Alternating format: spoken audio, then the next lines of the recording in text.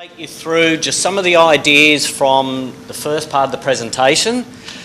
I think the way to do this is just to draw your attention to a few points. I think one of the best ways to do it is for you to think about how any of the points as we go through them might relate to you in your coaching and your team. So a lot of what we go through is adapted from the work I did while at North Melbourne. The last 2 years I've been coaching in a secondary school in Melbourne through from year 7 through to the senior football team. So it's been a great opportunity to sort of take a lot of these ideas that we developed at AFL level and then bring it back to the more basics. As I said, everything from the 12, 13-year-olds playing up to the senior team. So it's a school in Brighton which I coach at the moment. All right, so at any stage, if anyone wants to put their hand up or contribute or ask a question, fantastic. Happy to take those questions or even start to discuss anything there. So a quick introduction as to what we'll look at today. We're going to have a look at really how we go about the process of developing our pre-season training and the importance of planning. So the first part in terms of before we can plan, we need to review.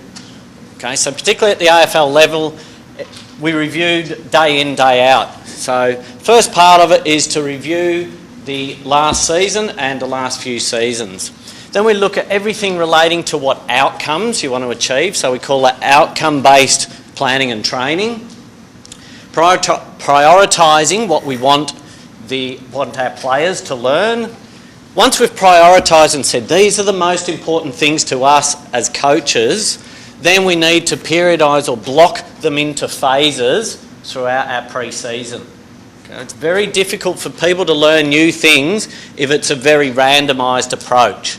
Okay, so we try to block into areas of the pre-season, and we'll talk about that a bit later. How to integrate skills and conditioning, so going away from the traditional method of, a few weeks predominantly on conditioning and then weeks on skills. So even challenging you to think about how we can better integrate our conditioning in with the skills, even as far as developing drills that help skills and they help develop our conditioning. Okay, and then probably the last thing, measuring and evaluating training.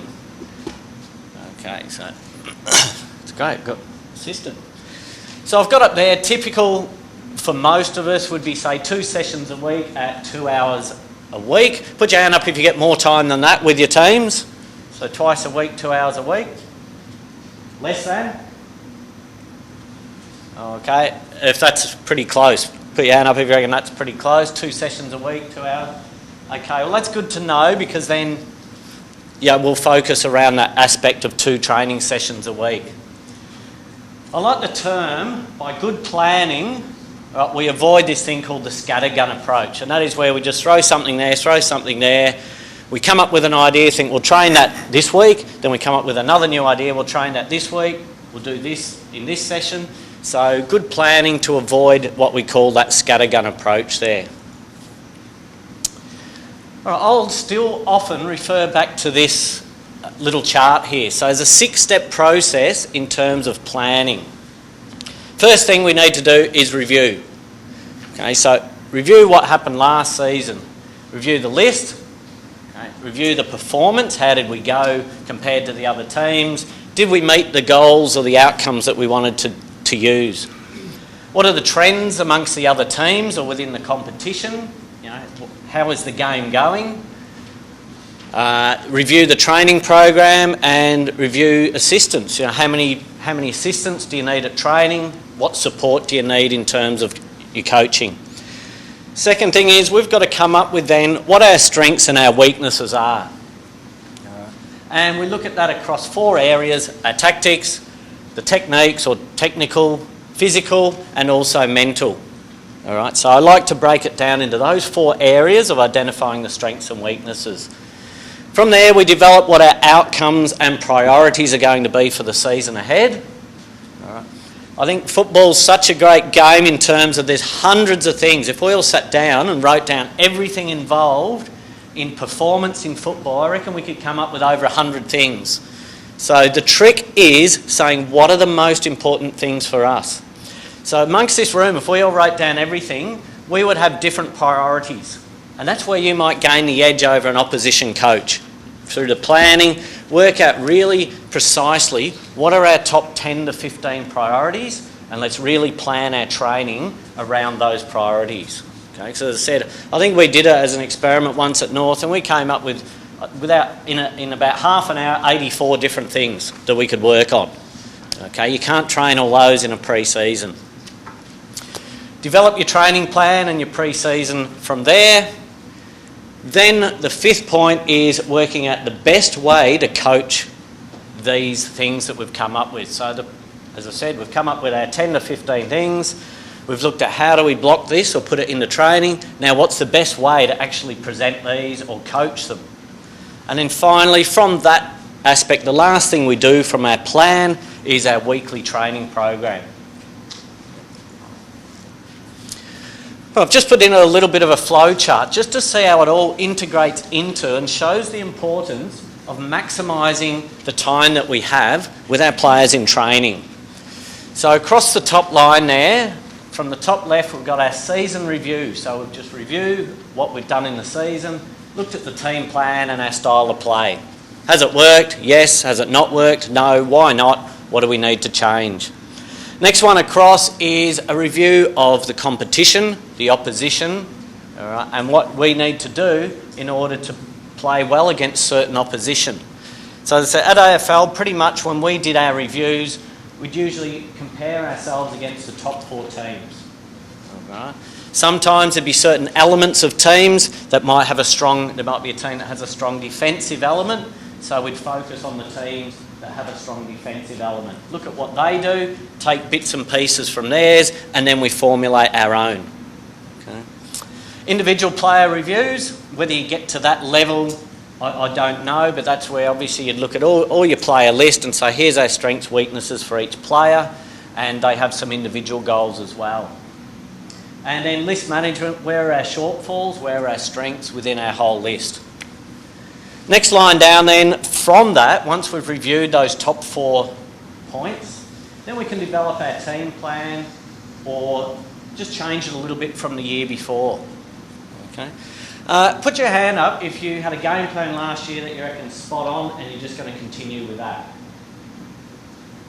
Okay. Put your hand up if you think it was pretty good and you're going to change a few things and continue from there. Yep. Okay, great.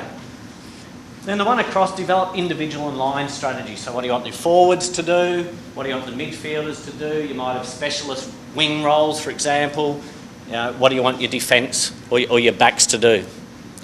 From that, then we develop our training. Okay, how are we going to train our players to play the way we want them to? Then across the bottom 3 lines there, constantly then we're reviewing the way we play, and that could also include in your pre-season when you're playing game-based or practice matches. Coming up with some basic KPIs and some basic stats, so it might be as simple as inside 50s and opposition inside 50s. And then player reviews as well. So how did each player go? Did they perform as well as they should have? All right, just quickly go, as I said, this is all in your notes, so a lot of it, you might even just reflect or think about something. And I remember sitting in a conference presentation about 2 years ago, and something triggered. The presenter must have just triggered something. I just started coming up with 2 or 3 really good drills while the presenter was talking. So, firstly, list review. We want to know our strengths and our weaknesses. Positional. Are we strong in terms of our midfield, forwards, backs? Do we have a good ruckman, for example? Does our game plan and training address the available list that we have? So quite often we come up with what we think is the most brilliant game plan. Then we come and look at our list and say, oh, it's going to be a bit hard to kick long into the forward line. We don't have any good tools there or something like that. So we need to continually adjust our game plan based on the list that we have as well. Then our game performance, again, it's all coming back to identifying and writing down what our strengths and our weaknesses are.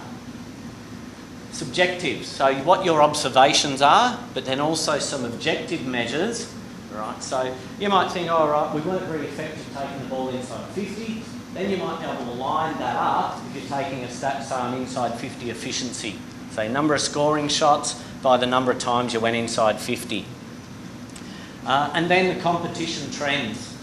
Really interesting if you have access to data, and that is looking at a lot of key trends through the AFL over the last 5 to 10 years. So in AFL, went through a trend sort of around 2008, 9 and 10 of teams really strengthening their defences, and then probably the last 2 to 3 years teams really just starting to break through the really powerful defences and high pressure football. Right, so it's probably coming back a little bit more to an offensive game, and the importance of clearances. So I've got up there clearances, which weren't anywhere near as relevant 5 years ago as they are over the last 12 to 24 months. Training program. So reviewing our training program, again our strengths and our weaknesses. How was our drill selection? All right, when we go back and have a look at the drills that we chose, were they really good drills for trying to learn the game plan? So taking parts of our game plan and training that. And then mixing up our skills and conditioning. And finally, staff and organisation. So efficient use of staff. So you might have 5 or 6 helpers. I might be being ambitious there, I don't know. At training, who come along to training, and they might be standing on the sidelines, or they might be helping you out in one way or another. So efficient use of staff, it may be as simple as a basic session plan, going through with them 5 minutes beforehand, and each staff member having a specific role at training or helper. Okay. Okay, I'll just skip over this fairly quickly, but it's just putting it into a model type form. So quite often as coaches, we'd always go back to a model, right, to make sure that we were on the right track in terms of our training design. So all it's simply showing is that in terms of game performance, we obviously know the more scoring, we're not stupid in here, we know the more shots we have and the more accurate we are, the better the performance will be. Then we can break it down from there. Well, how do we get more shots?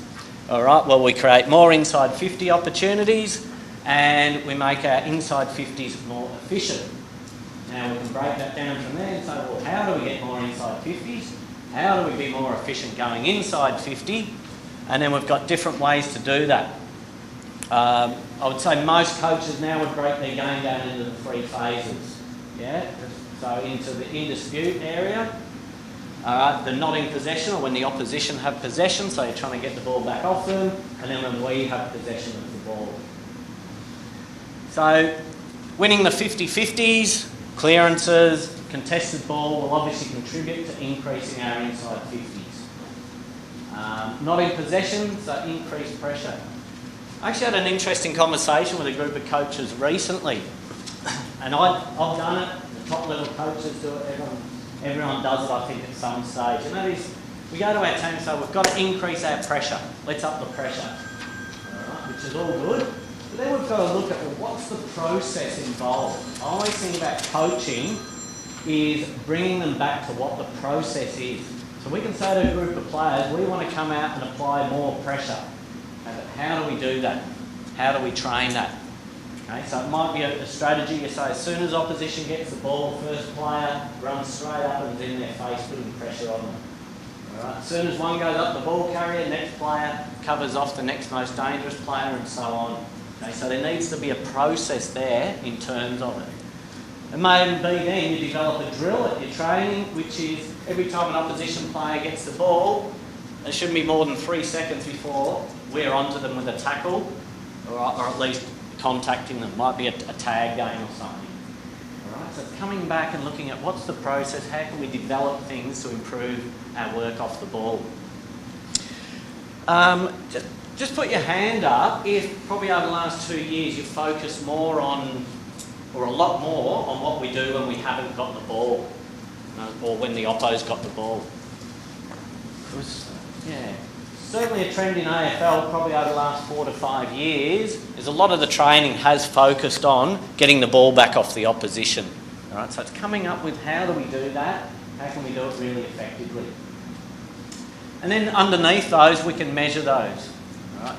Probably difficult unless you've got champion data and measure the AFL stats to do contested possession difference, but reasonably easy to measure clearance differences. All right. So there's a good indicator that you could use in game even. Not in possession, all right, might be tackle efficiency, or how many tackles do we make, how many do we miss, and then how many turnovers we can create from our pressure. So it's just giving it the yellow boxes an idea of some key performance indicators we might be able to use. Across to our stuff in possession, so when we have the ball, then our efficiency in terms of kicking and handballing, and uncontested possession difference.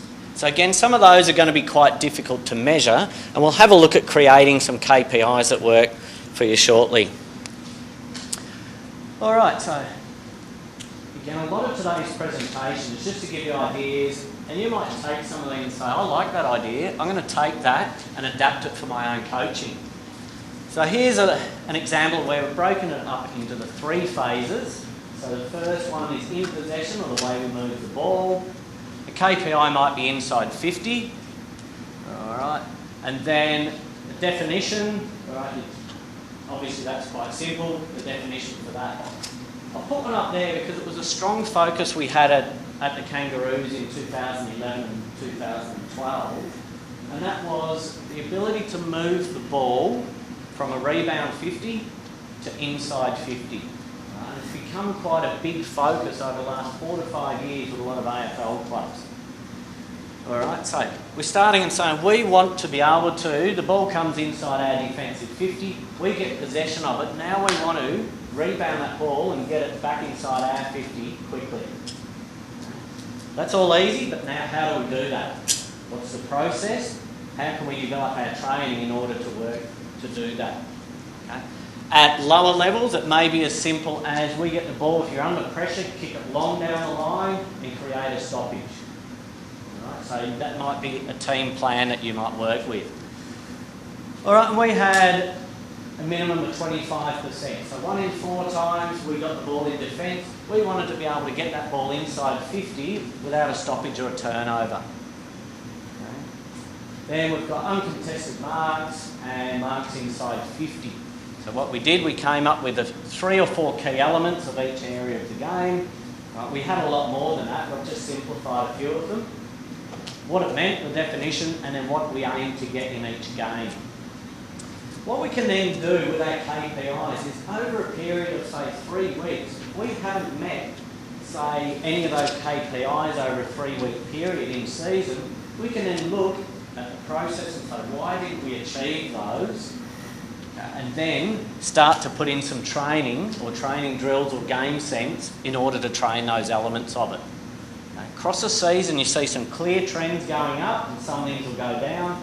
Then you focus on some that are going down, you build those up, and just by the nature of the game, quite often, right, unless it's really well drilled, a few things will drop. As you improve in one area, a couple of things will decrease. All right. Yep. All right, so a couple of key things there. All right, how it relates to our game plan, and does our training address these outcomes that we're trying to achieve? And so if we're trying to get more inside 50s, if that's our key focus area, then we need to devote most of our training time towards doing that. All right, then we have to identify the process of getting more inside 50s. All right, the second part of it, when we're looking at strengths and weaknesses in relation to performance, the 4 key areas: physical, technical, tactical and mental. So again, I'll put that chart in there more so just for your resource. You might have a look at that and use it as a guide. So if we were to take the physical column down the left side, I don't know how everyone's eyesight is, but that's, hopefully you can read that. Then we might have come off a season where, injury prevention, we've had a high number of injuries. All right, then we'd need to look and say, right, was there a high level of soft tissue injuries? And I know Justin would have done a bit of that this morning. Yeah. Did he do much on prehabilitation, so getting players ready for? No. Okay. All right. So you might have identified, yep, we've had 6 soft tissue injuries, which Could have cost us a finals berth or something like that. How now do we go about minimising those injuries? All right, and I'll talk about that more towards the end. It may be as simple as then saying, right, at the start I'm going to give everyone 4 exercises. When they come out on the training track for 10 minutes, they're going to do some basic core exercises. Or they might do, each player will do 21 leg squats as they go out onto the field, and 2 weeks later they might do 1 leg squats while they're warming up handballing the ball. Okay, so things like that in order to minimise our soft tissue injuries. I think quite a good strategy.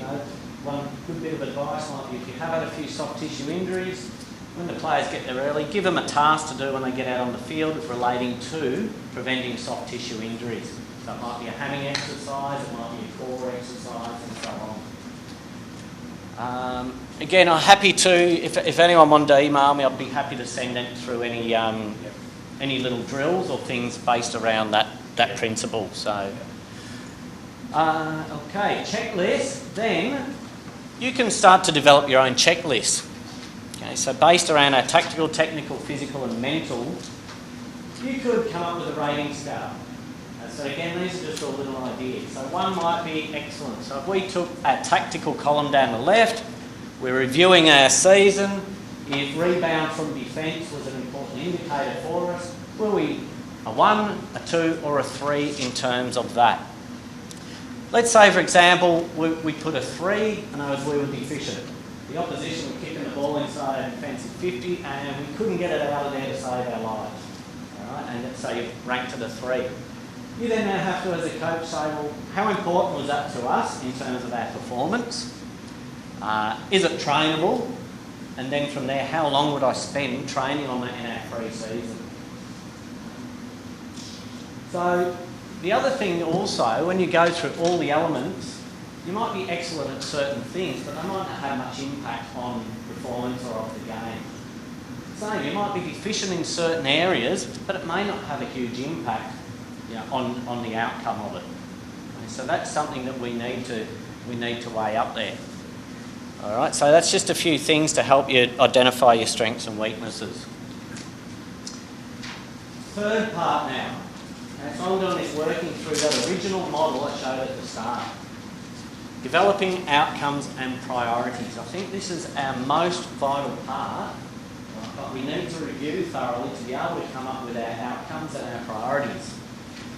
So through what we've just gone through, we need to identify our most important performance indicators. Just realised Okay, what are the most important indicators to us? Can we change them in a single pre-season? One which is hotly debated all the time, and that is, can we really improve someone's ability to kick a ball across a pre-season period? Okay. There's no simple answer to that. I'm going to sit on the fence and say yes and no. Okay. The reason I'm saying that is because there are elements of kicking performance you can certainly increase, but it is very difficult to take someone who's been kicking for 15 years, 10 years, whatever, with a certain technique and completely change that technique so you see it transfer into a game. If that was the intent, then you wouldn't be able to do that in a pre-season. If you have a team that needs to improve kicking, there are other ways to improve kicking performance. Okay? I might throw it out to the floor. Any ideas, rather than taking someone back and going through all the points of technique, how we might be able to improve our team's kicking performance? Don't let them kick. Yep. Attempt the ball carrier. What's that? Attempt the ball carrier. Good. Yep. Decision making, so lots of the kicks now. Excellent. Decision making. And actually knowing your limitations. Again, I like to do the put your hand up thing just to get an idea. Put your hand up if you've got players in your team or squad that try to hit kicks that you know they're not capable of. Yeah. So that's the first thing. Through decision making, understanding, you'll see they'll watch the top players in AFL, grab a ball here, put it round there and hit someone on the chest over 90 degrees to the left. Okay, that's great if you're a fantastic kick, but if you're not a solid kick in the first place, really that one should be taken out of their decision making process. So that's a great one. Simplify the types of kicks or the kicks that they have. Anything else? It's two-way though, isn't it, Ray? Your teammates need to give you that option. Perfect. So if you can't hit a particular kick, your teammates need to give you that option. Beautiful. So actually spending more time on your teammates creating space. Yeah, and we found that's actually the number one way to improve your team's kicking efficiency. Not so much by spending a lot of time on the kicker themselves, but most players at senior level, I would have thought, if there was a player 30 metres away, 10 metres in space, I'd say they'd all be able to hit that. Okay? However, if they look quickly and everyone's covered or they've only got a metre on their opponent, very difficult to hit that kick. Okay, so yeah, creating space.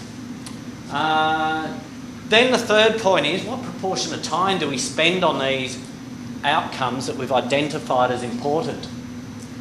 How then do we train and develop them? What type of training are we going to use? Are we going to use more a small-sided game sense approach?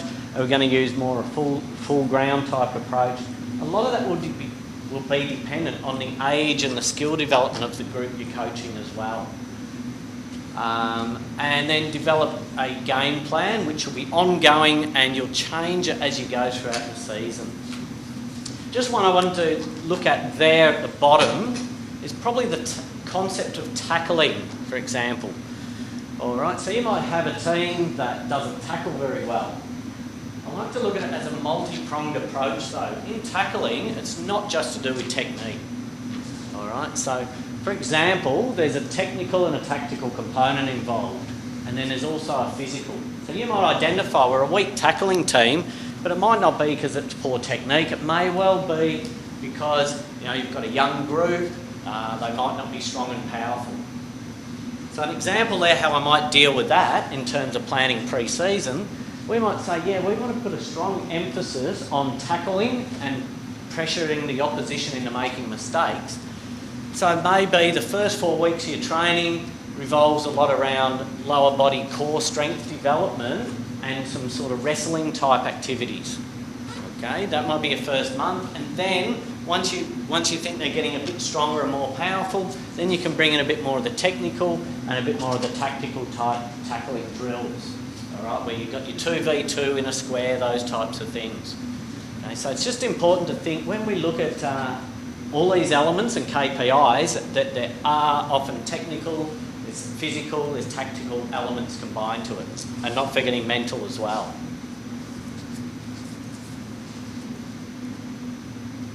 All right, priority. Oh, I might just come back to. Sorry, that's all right. Very exciting, mate. Actually, don't worry too.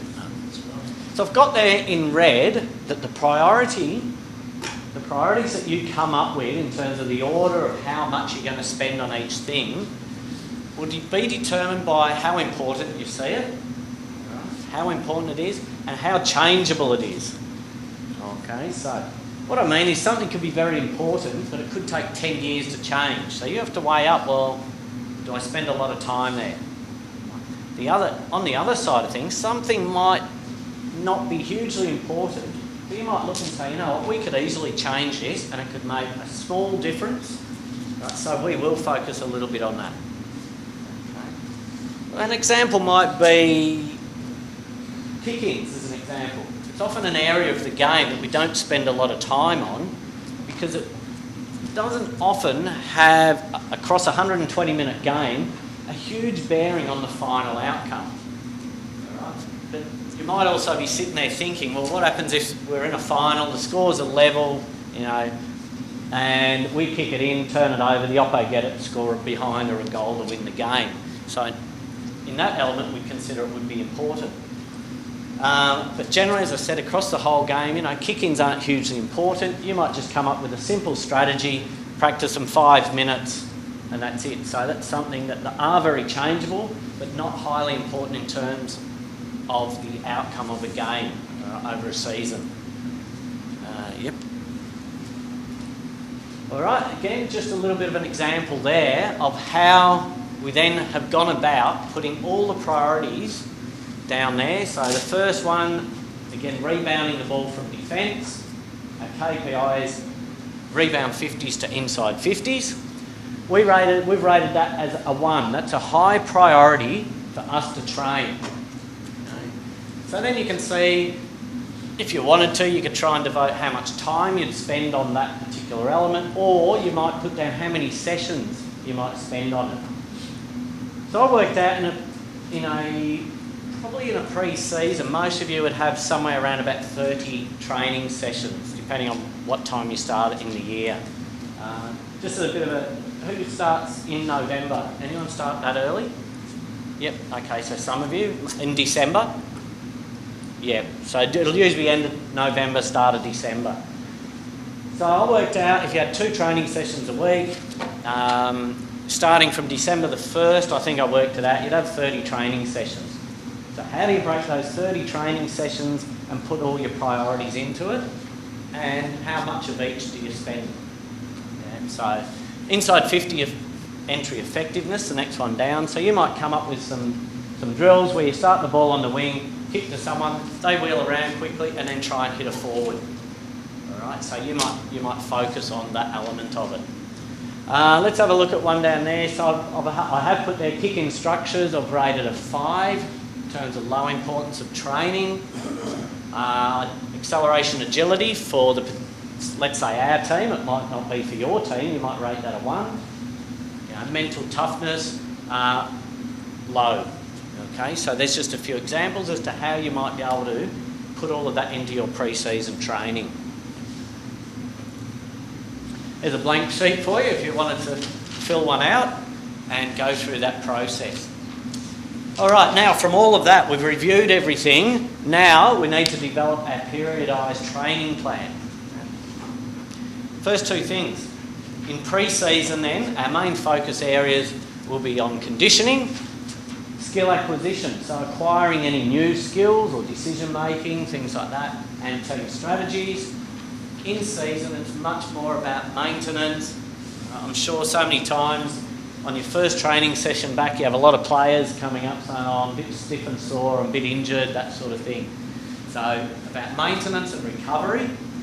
Might be a bit more on team strategy, so you can still do some low intensity training there, and about the opposition, so planning for the opposition coming up.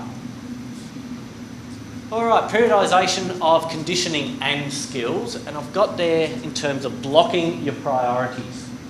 So December, traditionally, people have come back and said, let's put a good emphasis on aerobic conditioning, or getting the players, being able to run for longer. So that might be an area of blocking it, but you'd also look at lots of different ways of doing it. So I like to look at football as a game of going away a little bit from a lot of the long, slow distance running, so not the 5k plus or that. And that is thinking of footy as a game of either short or longer sustained sprints with a bit of rest in between them, so walking and then repeating them over and over again. Okay, so just simply by describing that's how the game works, right, really is then how the players should be trained in terms of their conditioning. Okay? So just to give you a bit of an idea, even at the highest level, our aerobic conditioning wouldn't ever be more than 1k intervals. Okay? So there'd be 1k intervals with a bit of a walk or a jog recovery into another one. So that would be our longest aerobic type training. As it gets closer, as you progress through, then those 1k's could become 500 metres, then down to 200s. And I don't know if anyone's ever done the 100 by 100 challenge. It sounds easy. That's 100 metres, so it sounds, spreading 100 metres, but you're doing them on every 30 seconds. So you do your 100 metres, you walk back around, clock ticks around to 30 seconds, you're doing your next 100 metres. And you're doing 100 of them, which is 10 kilometres. 10 kilometres, but you're doing it at high intensity running. So most of the players would do those at around about 17 to 18 seconds. Okay, so 17 to 18 seconds then gives them about 12 seconds walk recovery before their next one. So that's an example of how we're still training aerobically, but we're training at a higher speed and for shorter distances. Specificity, and that's a good example of what I just said about. Think about in your training how the game works, and try and train more specific to the game. So that's a movement of the energy systems, as I said there, and of the skills themselves. This next point sounds very contradictory. In coaching, we do want some variety, but we want repetition as well. Okay, so how can we have both? So, technically what we're saying is we might be focusing on a particular element of the game, such as inside 50 entries, but within that, so that's where the repetition, we're going to repeat ways of getting the ball inside 50, but we're going to do that using a variety of different drills or scenarios. So that's what I mean by we want to have repetition where we're focusing on a particular aspect or aspects of the game over and over again, but we want some variety within that, okay, in terms of the types of drills we use, the types of instruction, and so on. As I said, the main thing I believe in football is that I believe the most open skilled game that there is in the world, right, which means we've got to provide, by open skilled I mean unpredictable. Very difficult to sit down, watch a game and see exactly the same thing occur over and over again. There's always little variations, isn't there, of every stoppage, of every kick, every inside 50 and so on. So it's providing lots of little subtle varieties within your coaching. Okay. Mixed block modes. All right. So what that means is when you're setting up your pre-season, when we look at our phases, just try and put 3 or 4 key things to emphasise in your coaching in those phases. If we try to aim at 15 lots of different things over a period of a week, the players' heads will be just spinning. Okay, so 3 or 4 things that we can really focus on in each of these blocks or phases in our pre-season. And then also considering some individualised programs as well. Right? So it might be in your training, 15 minutes every session, having some individualised training sessions, just grouping them into 3 or 4 groups. You know, it might be the mids doing one thing, you know, the backs doing another thing, and so on. All right, just to give a bit of a visual idea as to how we'd always go about setting up a program. So we've done all our analysis. This is how we could then block it. So phase 1, so early in your pre-season, so putting it into 4 phases. Phase 1, about 3 weeks, I've got there start of December through to pretty much Christmas. So I think everyone would break for a week or 2 over Christmas. Then phase 2, start of January through to end of January. Phase 3, and then phase 4. All right, so you might work out how you can block into those phases. So an example, and then in season, okay, we're not spending time looking at the in season here, but we try and review our games. I like to do it every 3 weeks. So sometimes 4 weeks might be just a bit too long to correct any deficiencies, but 3 weeks you can start to see a little bit of a trend in the game, and it's long enough, as I said, to see that trend. All right, so we've broken it up into those 4 phases there. We then decide and say as a coach, now what do we put into those 4 phases? So phase 1, for example, pre-Christmas, as an example, so we've got 6 sessions. Let's focus on aerobic conditioning, so through some intervals and some fartlek training. So if you're not sure what fartlek is, that's where you have some high intensity runs with some slow jogging in between. Strength endurance, IP, where I put IP, that just means individualised programs. So that might mean you might have 25 or 30 players you're responsible for. You might have 10 in that group that have signs of perhaps weak hamstrings or glutes or something like that.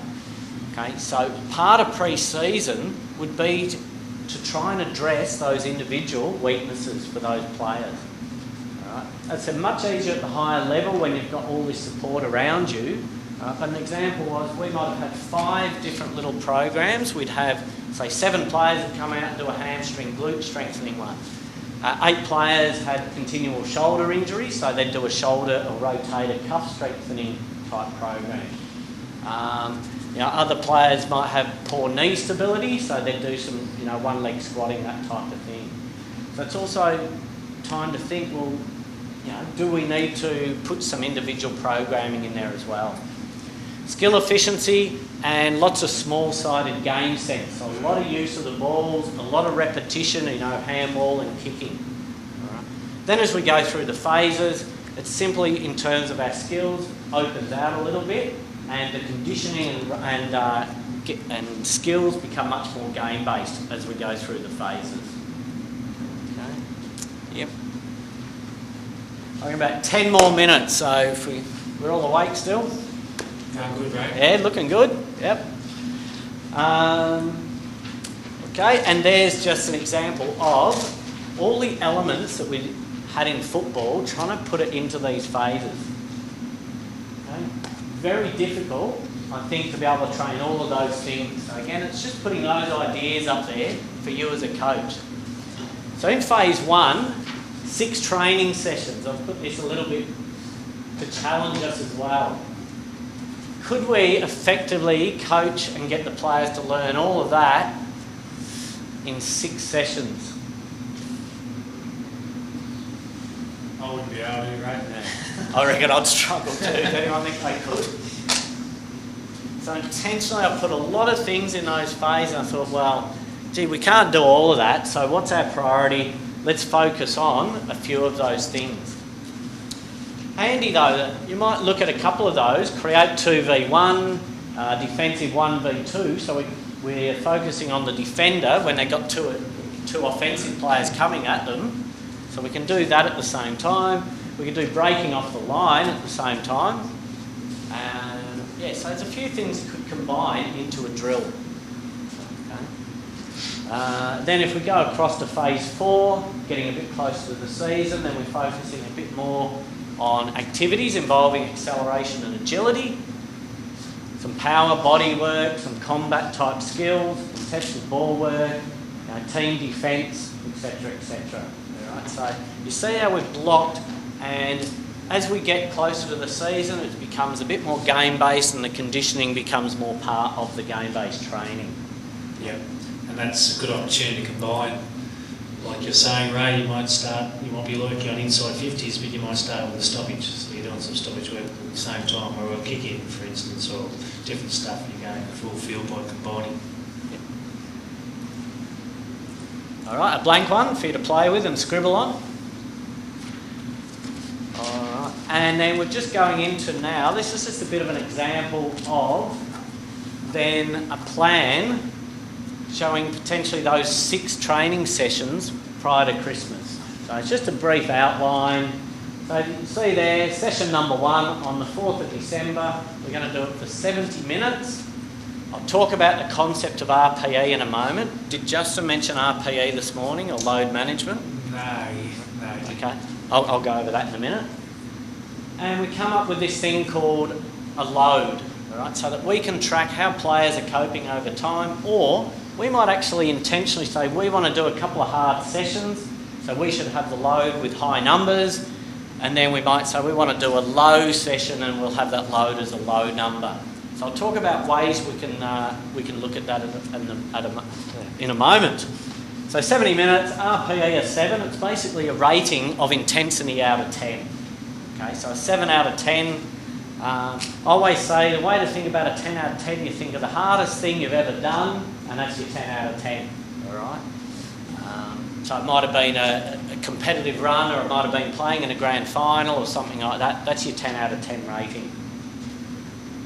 The outcomes, that's what we're trying to achieve from these. I think one of the most important things as a coach is to go into every training session with clear outcomes. Right? So we're going in this session and we want to develop the players' quick hands.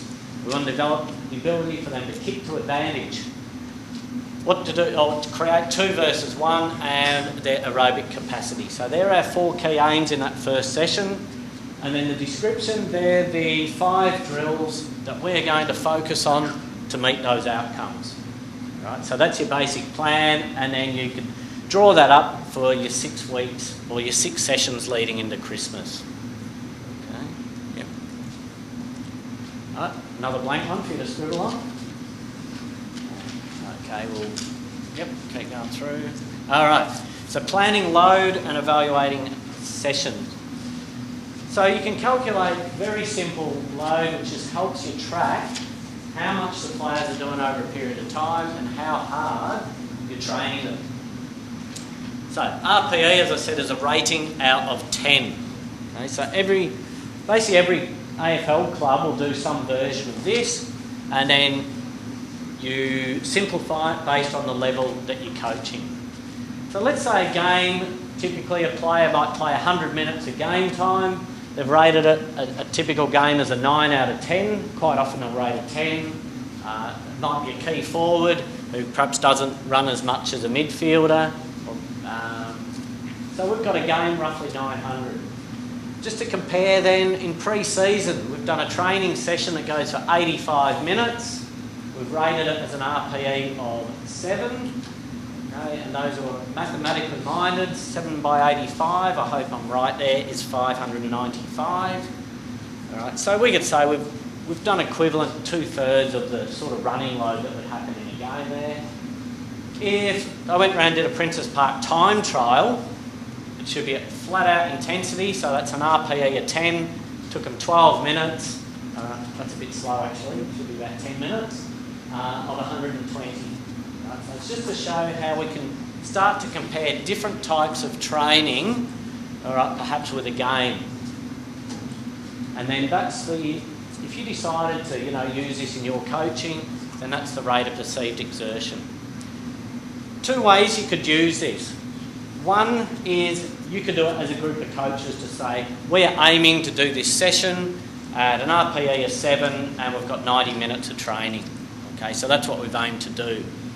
A good way is you could get the players into the habit so they start to think about this as well. You can even have a whiteboard as they come off the ground and they just put their rating, their RPE up. Okay, so if every player walks off, one might put a 7, one might put an 8 or whatever, and then at the end you can basically match how close the players perceived it to what you as a coach intended to do in that training session. So quite often we'd intend to do a very difficult session. We might rate it as a 9. The players found it reasonably easy. They might rate it as a 7.5 or something. And it might work the other way around. Because let's remember, RPE is also affected by the way people feel as well. Yeah, so if you go in the training feeling really lethargic or you've had a big run that morning, how you rate that will be inflated. Does that make sense? So you might be really tired, we go out and do a session, you'll rate that higher than if you felt really fresh. RPE is shown to be the most accurate measure, more accurate than heart rate measures and things like that in terms of intensity. Okay, so it's a simple measure but very effective. And we could go anywhere from here, right? As a coach, you could, and I've just put an idea up there that is you could rate all your different sessions into different levels of intensity. All right, we're nearly there. Training coaching methods. So we've talked about, we've reviewed our season, we've set up our pre-season, we've periodised it, and we know what we're coaching. We know the content. Now, how are we going to do it? What method of coaching are we going to use to maximise the learning of our players? So, classified into 3 general or broad areas. One is we can coach using a technical approach, and that is where we focus on techniques. As I said, it's very difficult, to focus a long time, particularly at higher levels. I think certainly at younger levels, we can focus a fair bit more on techniques of kicking and things like that. Very difficult, though, to be able to devote 30 minutes a training session on technical kicking, all right, because of the context of everything we have to learn. But it could well be 10 minutes a session on, using your body work. That's technical, for your forwards and your defenders, or at stoppages, all right, initiating the contact, that sort of thing. And next approach is using a more tactical approach, which is more that game sense approach, okay, which is probably the one that, it's how we're brought up. It's the area that I'd probably be more drawn towards if I, coaching a team. And that is where you use more questioning. You set up a game-based scenario and you guide the players through the process. All right. So instead of saying that handball, obviously you're still encouraged, but instead of saying you should have handballed the ball over to there, you just change it around by saying, all right, where was a better option to handball to? Okay, so the players are really starting to think about what they're doing all the time. The third one I've got as a style of play. So we might come out and I think we all do as 1 and 3 very well as coaches throughout all levels. So the third one, style of play, it might be as simply what we want to do from a kick-in, it might be how we spread from a contest, it might be running the ball from half back through to our forward line. Okay, so that's what we mean by the style of play.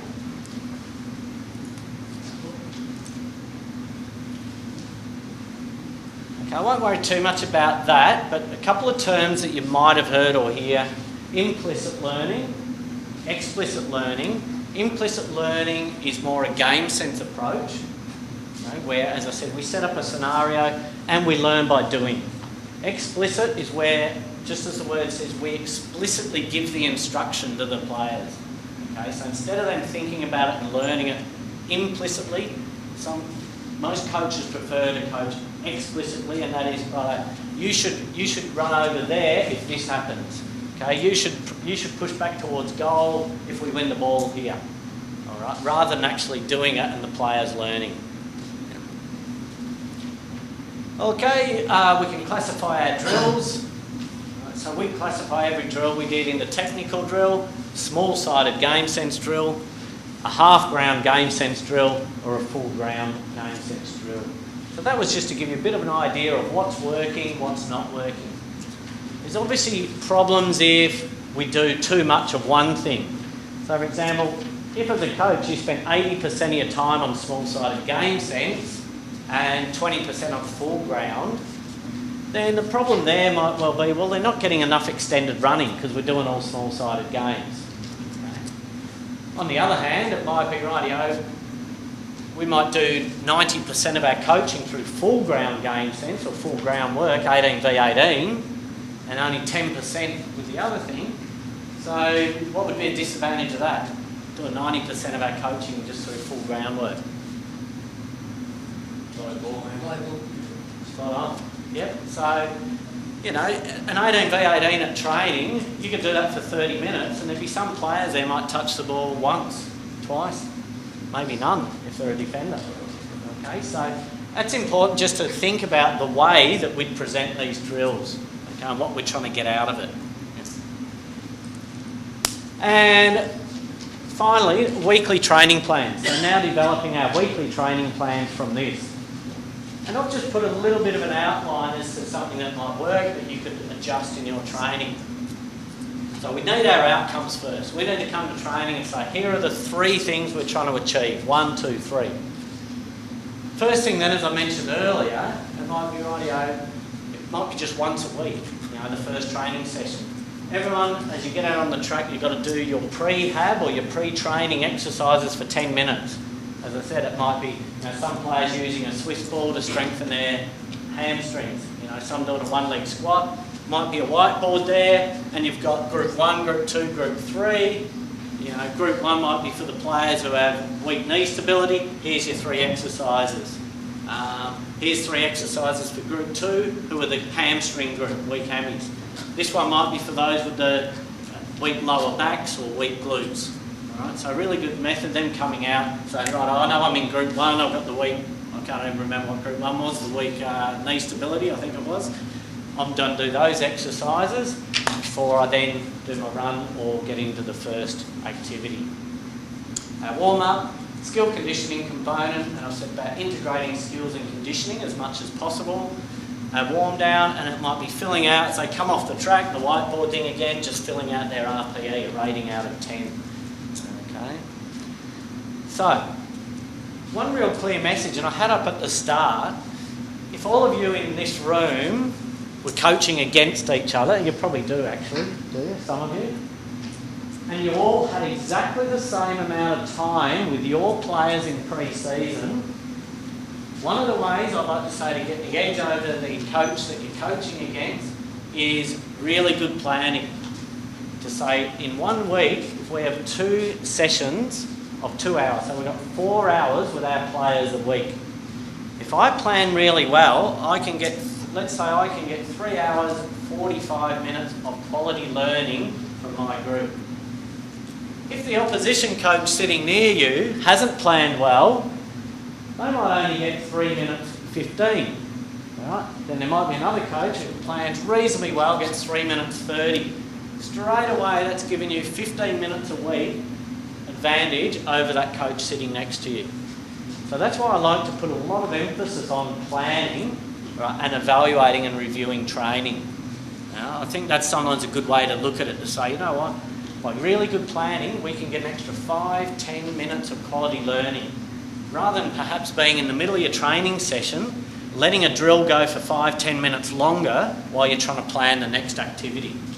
All right, so I think good planning is really vital to us. Okay, and I've just got an example of a session that we did while at North, just to show. This was a pre-season one where we had a couple of activities, straight into a conditioning drill, into another one, into another conditioning. So sometimes it's good just to integrate, you know, a bit of 5 minutes of conditioning in between each of your drills. Okay. All right. I think we might finish up there with a couple of minutes if anyone's got any questions about any of that. Any questions, guys? It was a very comprehensive way to plan out not only pre-season but the whole year. We got any questions for Ray?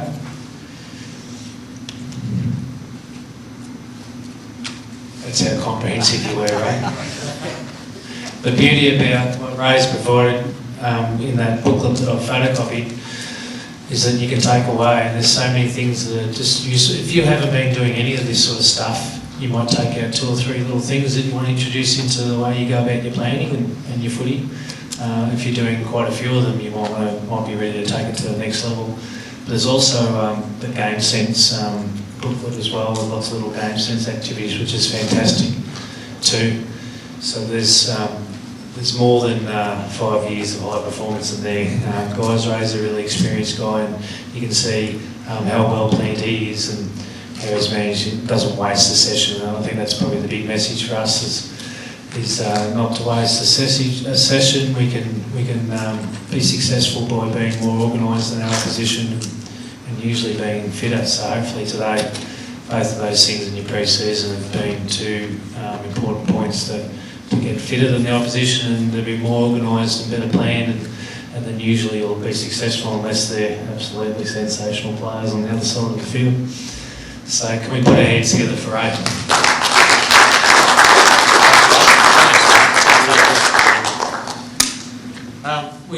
We might leave it there. It's been a big day. I thank you all for your participation on the Sunday. I know we've all got families to get home to and different things on. It's a busy time, but this opportunity to have 4 quality speakers in our region, we haven't really got a lot of level 3 coaches in our region anymore. So with the turnovers from coaches in AFCA and so on, so it was a great opportunity for us today to learn off all level 3 coaches. So I hope you've taken something out of it. The big thing, guys, from us going forward as an AFCA group is we need to decide in 2015 what our priorities are going to be. We can have more sessions like today, but they cost money, so we need to make sure that we are quite specific about what we want to get out of our seminars and so on. We can bring people in, or we can do stuff from our own expertise within the region. So there'll be some surveys and even just some questions from myself, 1 or 2 really easy ones. If you can please get those back to me so that I can plan the rest of our AFCA year, because it's something that I think we really need to continue to strive to make more relevant in our region. Better support mechanisms and so on. We're trying to create some of those, but also for some development opportunities of yourselves. There's going to be the National Coaching Conference coming up again at the end of January. There's 3 guys, might have been 4 in this room that went along, and you've just had basically a little snapshot of today, of one day of what that conference is like. Lots of presenters there down in Melbourne, so you might be able to take the opportunity of that, which is in late January. But please don't be scared to contact me about anything, and particularly if it's about mentoring and different things that you want to learn off other people around our state or beyond. We can help hook people up, and quite often it's just by sending an email or having a chat on the phone, but also with what sort of programs that you guys want in our region, because this region and AFCA group is yours, and we need to buy into it and get the most out of it. Okay? So well done. If you can, if you feel energetic, you might decide to grab a bit of gear on the way out and put it near the trailer. Not in your car with those brand new footies, a couple of you blokes. But thanks for your efforts today, and well done, and all the best with your pre-season.